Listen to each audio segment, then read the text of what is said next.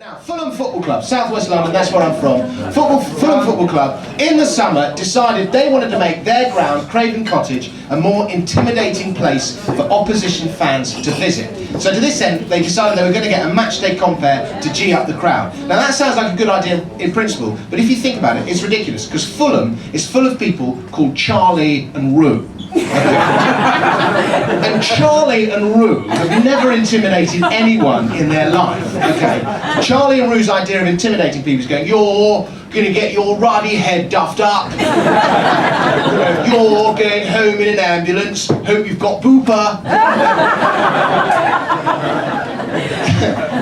So they sacked their matchday compere, who was a bloke called David Diddy Hamilton, some of you remember him, famous DJ, or not medium famous DJ, and they interviewed all these other comedians, one of whom was me, and I went to meet the head of PR at Fulham, who was this incredibly sort of glamorous woman in her late 30s or 40s, with these really fat sort of lips like that, and I was thinking, are your lips like that because over the years you've had loads of lip jobs, or have you just sucked loads of cock?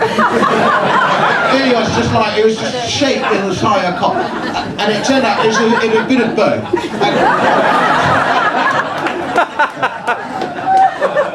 And she had a wonderful embouchure, is the word, and I know, because when I was at school I used to suck a lot of cock. No, I used to play the tuba, and I actually got grade 8 tuba.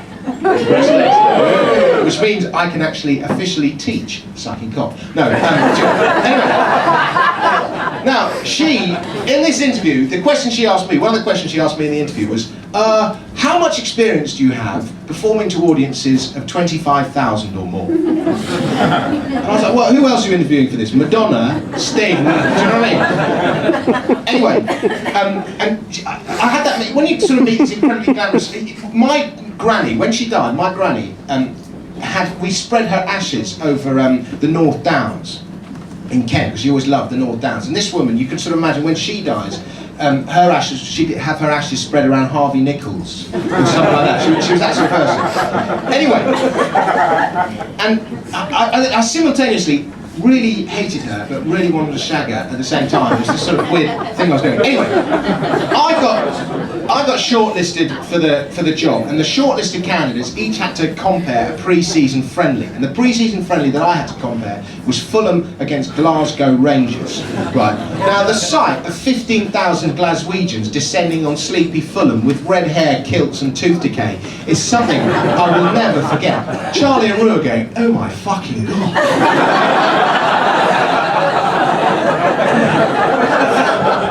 I didn't realise people like that existed. Rue's going, yeah, seen them on the news, yeah. Talking about trade unions, usually. Charles going, yeah, but the ones on the news, you can understand what they're saying. These ones, I can't understand a bloody word. Because there's subtitles on the news. What? English can't? English can't what?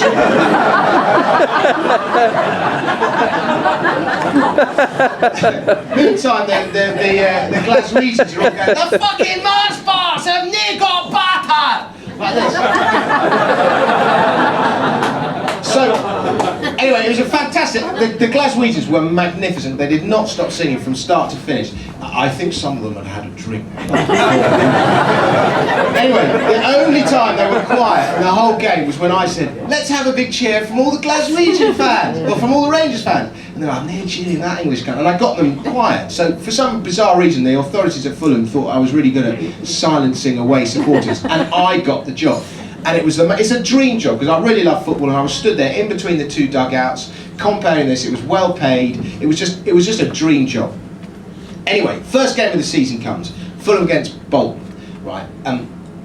Before the game, the Sun had been running a campaign on behalf of David Diddy Hamilton called Diddygate. All right. So before the game, all these people had just come with banners, just going, "Give Diddy his job back! Give Diddy his job back!" And I walked out on the pitch before the game, and all Charlie and Roo going, "No, boo! No fucking boo! We like Diddy. We don't want you."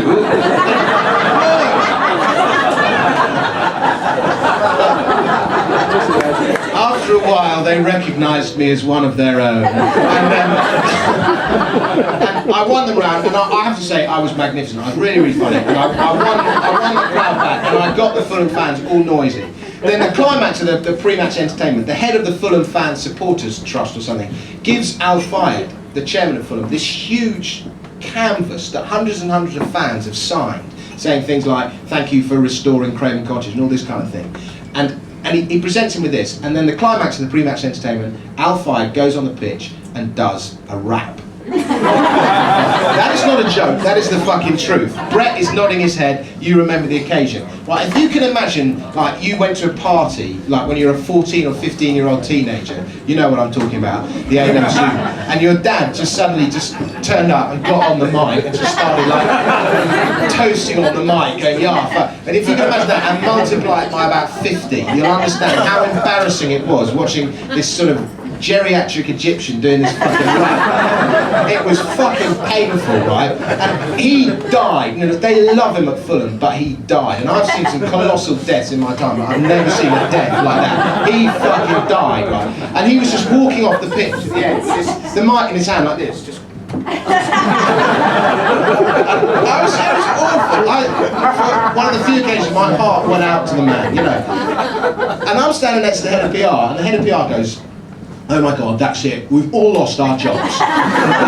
You've lost your job, I've lost my job. And I'm thinking, what am I going to say in my next job interview? Why did you leave your last job? Well, actually, this 75-year-old Egyptian walked out to a football pitch, you know, did a rap. The worst thing is, they don't even like their fucking rap in Fulham, alright? You know, if he'd gone on and done like Dire Straits covers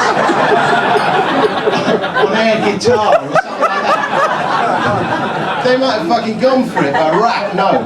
Anyway.